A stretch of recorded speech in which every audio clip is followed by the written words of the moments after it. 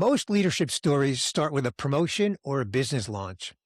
Diana Pineda's story starts with a murder, a respiratory arrest, and a decision that nearly killed her. She went from total collapse to building education systems for children that the world overlooks. This isn't just a story about bouncing back. No, it's much more than that. It's a masterclass on what happens when responsibility becomes your strategy for survival. In this conversation, you will learn how pain can become the birthplace of purpose, why self-leadership must precede leading others, what reinvention actually looks like across decades, and how a survival story is now reshaping global education.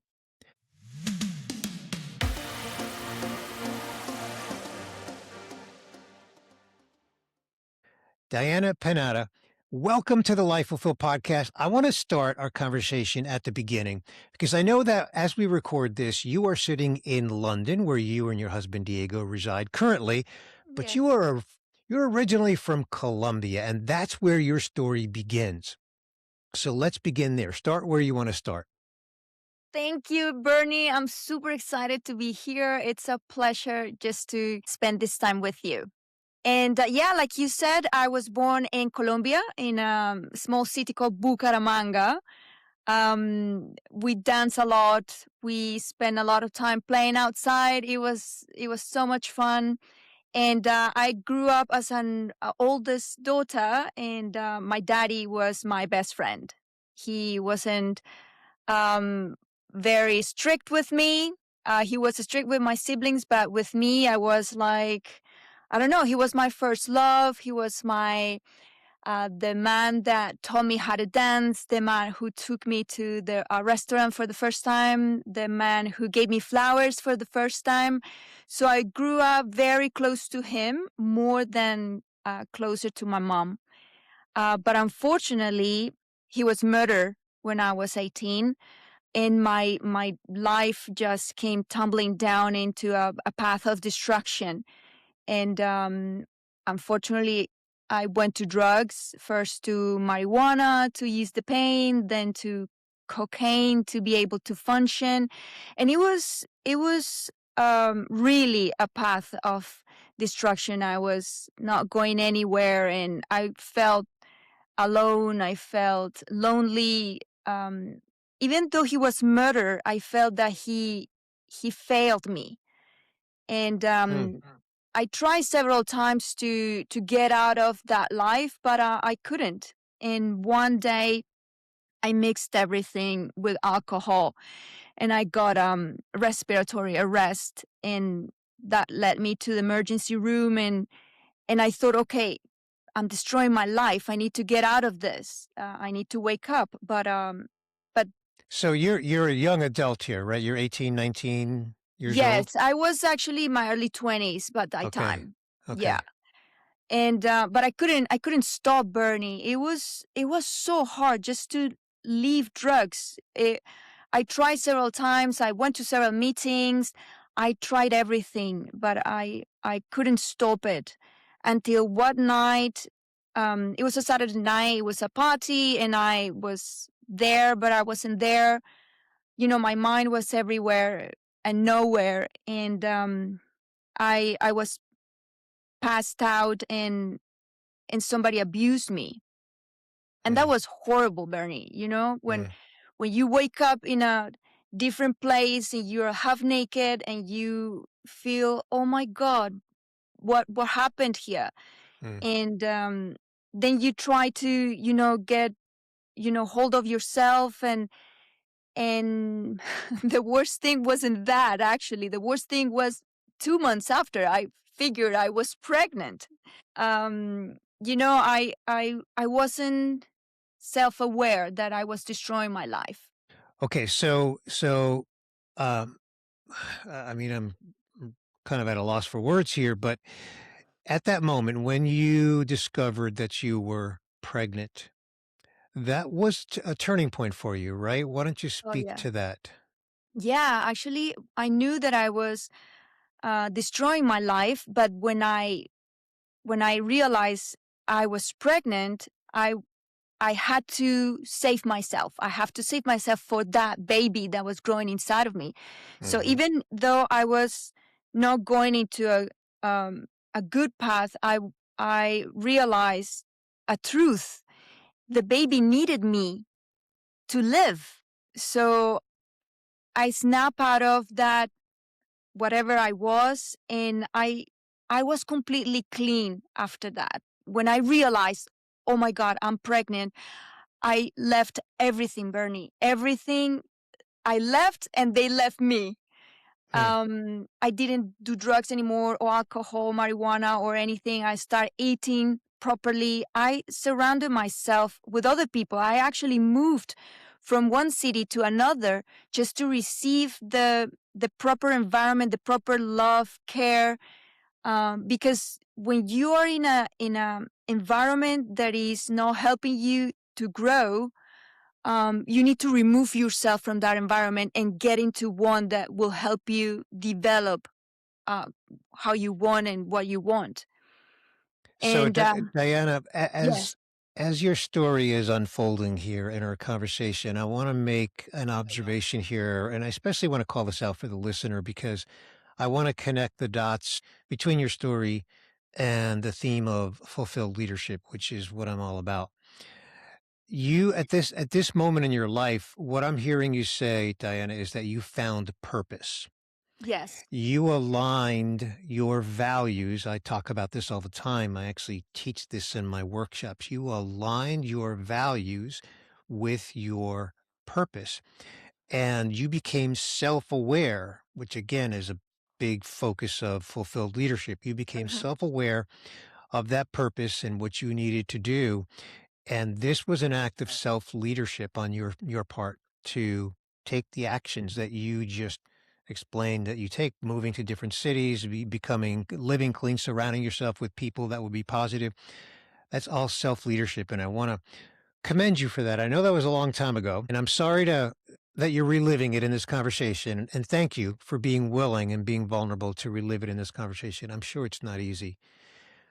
But I just wanted to give you that recognition and also point it out for the listener that that was an act of self leadership on your part. yes. Thank you, Bernie. Actually, today is my puppy would be, well, not would be, but it was 32 years ago when that happened Hmm. today. So it's like, wow, it was meant to be, to realize all these decades have helped me to become the leader that I wanted to be. And what you say, Bernie, is so true because um, I wasn't a leader of myself. I wasn't taking care of my fitness or my health or my relationships. But then when I got pregnant, I became the leader that I needed to be for that baby. And I decided to receive the support that I needed as well to become healthier and to establish better relationships with others and with myself and with my body. So in that moment I realized that the systems that were surrounding me were helping me with my brokenness, and they were actually saving my life. So yes, I needed to become the leader for the baby in that moment. Now, in your next chapter, if I understand correctly from what I know of your story, Diana, you met Diego, and that became a new chapter for you. So tell us about that and the meaning behind that new chapter. Yes, that's the most beautiful part of my story, I think, because he became my life. When I lost my daddy, and he was my life, right? And I met other guys, but I didn't connect with them. Maybe because it was not the time, maybe because my heart wasn't right at the moment, maybe because it was not Diego, of course. And I met him 3 years after that happened. And the most beautiful thing is that he saw me without shame about my past. So he gave me a different meaning about what happened to me and my son. So that was beautiful. So we got married, and we were living in Colombia, and we moved to the States. And there he studied and he worked. And then I got pregnant again. I had another child, my second one, Daniel. And we were living in Texas, and we had two major hurricanes, and we lost our home in the 2008 crisis. And our world was collapsing, and we had to make the decision to move to another country. So we moved to Canada, and Canada was amazing because it was our time to establish ourselves and to really find out where we made of in terms of our relationship as a husband and wife, with my children. We started paying attention to our health and our fitness.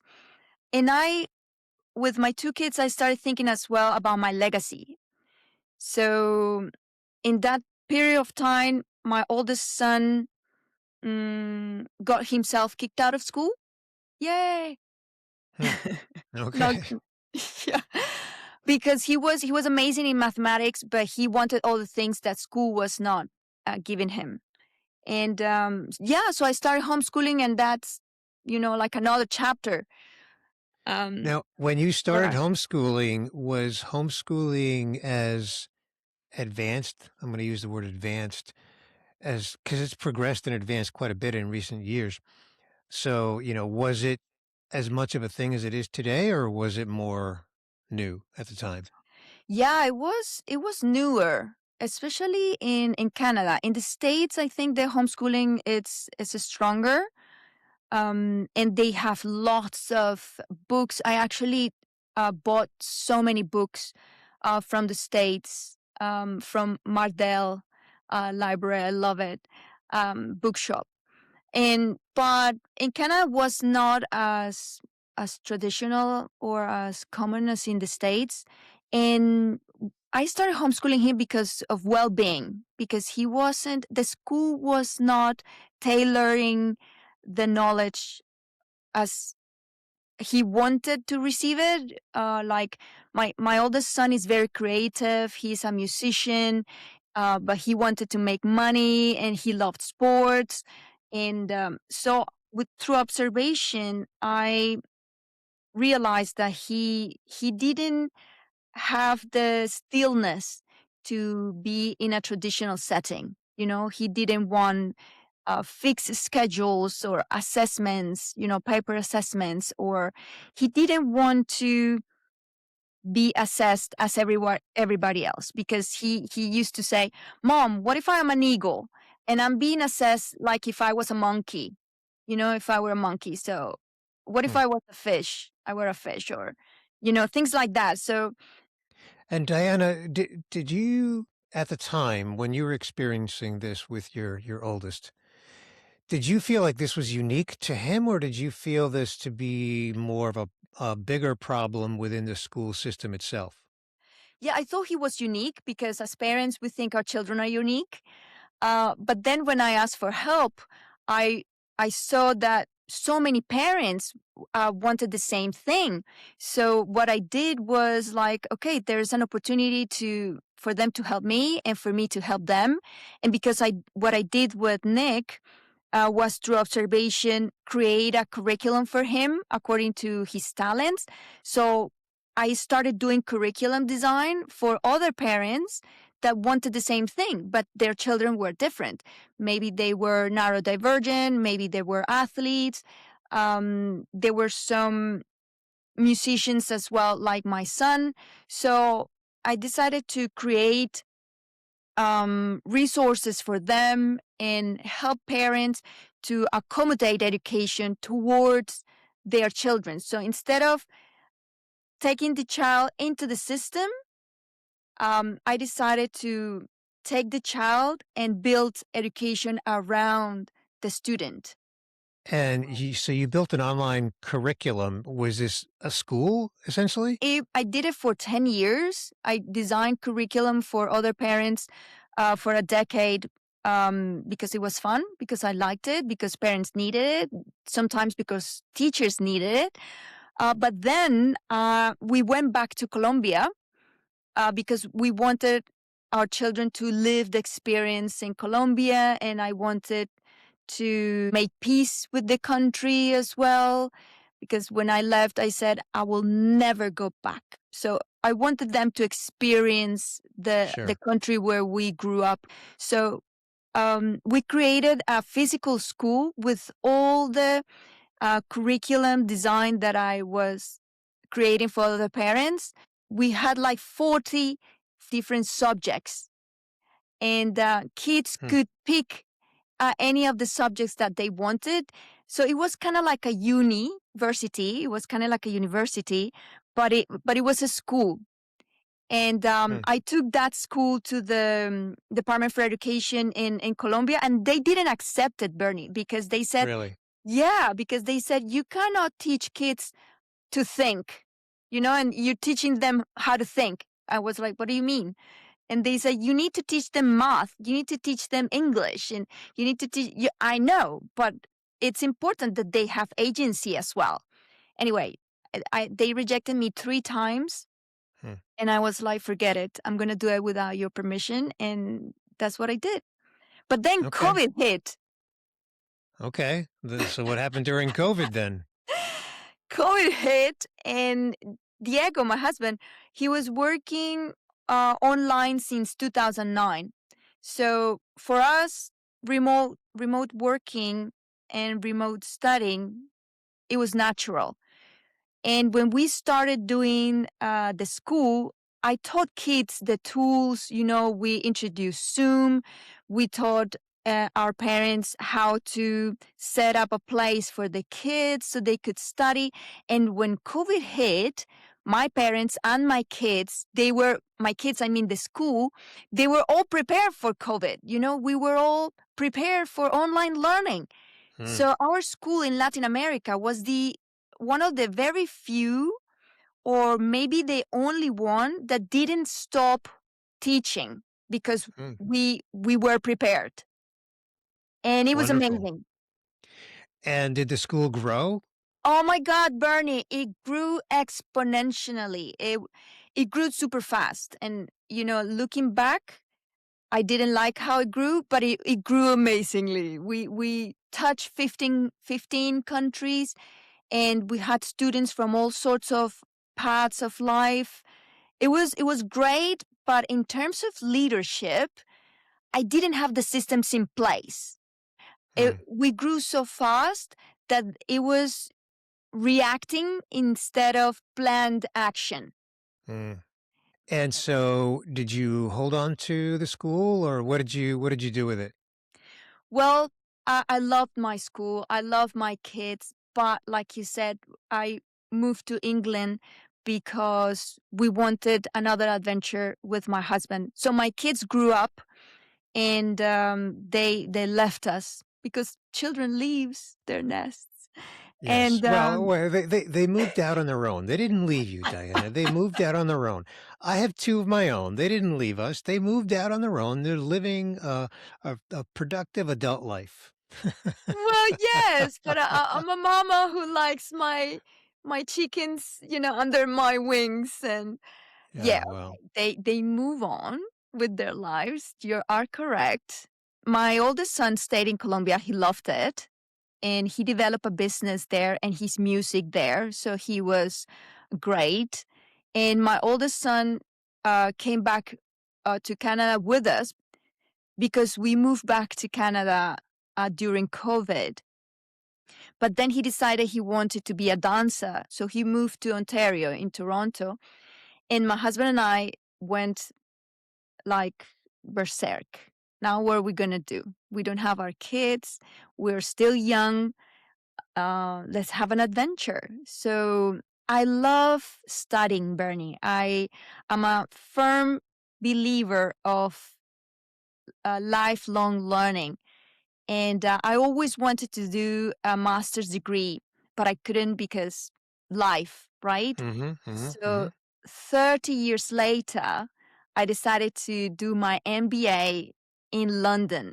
and I moved here and I finished my MBA in marketing, graduated with honors, and it was amazing. And now I see that I have my legacy now. I think is forming. Okay, how does Well, I don't want to gloss over your MBA because you said that in less than 30 seconds, and I'm sure that it took some time and a lot of effort. And if you don't mind my asking, what is your age, Diana? I am 52 in a month. In a month. Okay. So you did your MBA essentially around age 50. Correct. Okay. 51. 51. Okay. And the people around you, the students that you interacted with, what age range were they in? 23. Okay. So relationally, that must have been very dynamic for you. It was very interesting because they would call me mama, and but I became, without wanting it, I became their leader and their role model. So Okay. it was like, okay, what do we need to do? Let's ask Diana. Everything was like they looked at me like, okay, what do we do? Or if the teacher wanted to know something, they looked at me like waiting for the answer. So it was interesting to say the least, but I learned a lot. I learned a lot because they are the future, right? We are the present. They are the future. And Sure. I think that as a leader, oh, because I didn't tell you, I sold my school, the Latin American one. I Oh, I okay. sold I sold it to my directors. Actually, they are in their Okay. 20s, and that's something that I understood when I was doing the MBA, that I needed to handle the reins to the new generation so they could take the school to a place that I couldn't take, not because of my age, but because maybe I didn't have the stamina or the desire to do it because I was starting a new chapter here in Right. England. Right. Right. You Yeah. exactly. You were already into a new chapter. But during your MBA journey, didn't you tell me that you entered some pitch competitions? Oh yes, yes. I've always been fascinated about competitions. I'm very competitive. My husband can tell you that. And there is a part of the university called the Generator, and they prepare students to be entrepreneurs, to be, more than theory, to be practicals and build stuff, etc. So I joined them with all the 20 somethings to the competitions. So there were a round of pitches that you need to do, 3 minute, 5 minute, and 7 minute. If you pass all them, then you can get to the grand final and you will earn money. And lo and behold, yours truly win them all. I won the commercial category with the new school that I'm creating now in London. Wow. That is amazing. That is no small feat, and I just want to congratulate you for that. I remember that when you first told me that, it gave me goosebumps, and even now, as we're recording this, I have that same emotion. I can only imagine the sense of accomplishment that you experienced. So let's fast forward a little bit to where you are today. You and Diego are in London. You've relaunched the school or a school. Tell us about that. I'm doing it like you said, the version 2. So I'm taking everything that I learned from the previous one called Rema School, and I am improving it in Nova Quest Academy. So what we're doing here in England is to take the national curriculum and have entrepreneurial concepts and entrepreneurial projects into each of the different subjects. We want kids to build agency.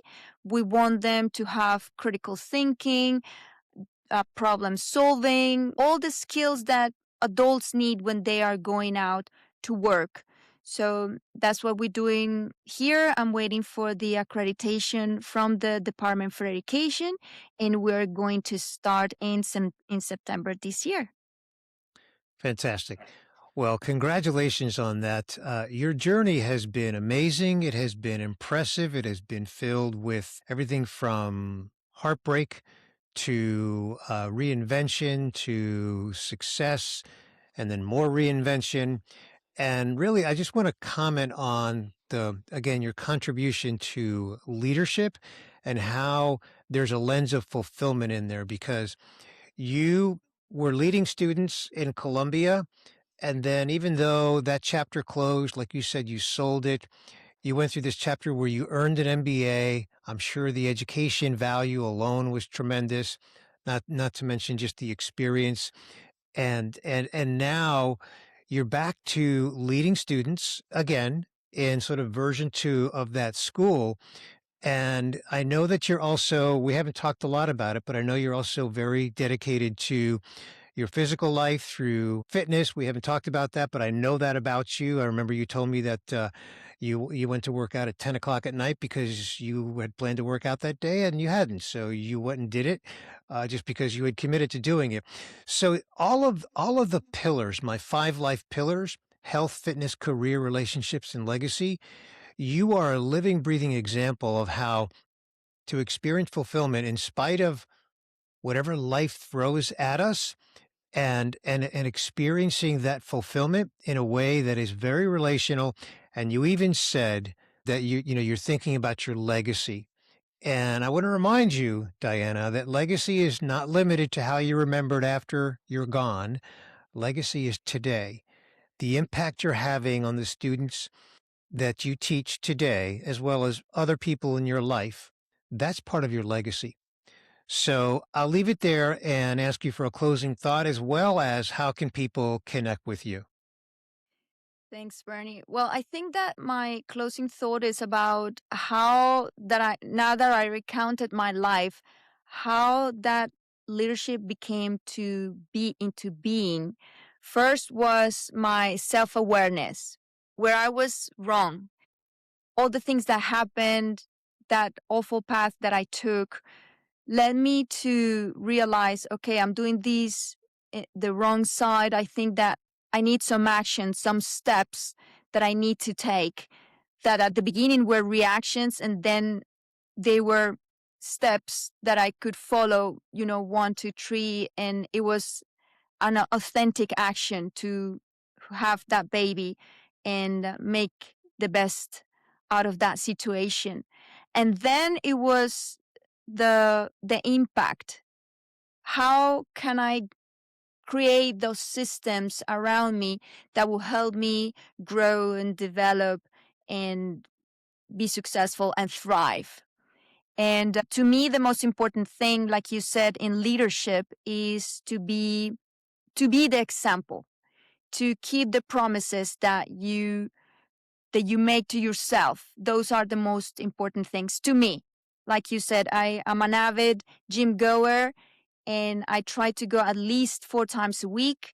And that day, my husband says that is not Tuesday, but leg day, according to me. And I needed to go to the gym because I promised myself that I was going to go, and I went.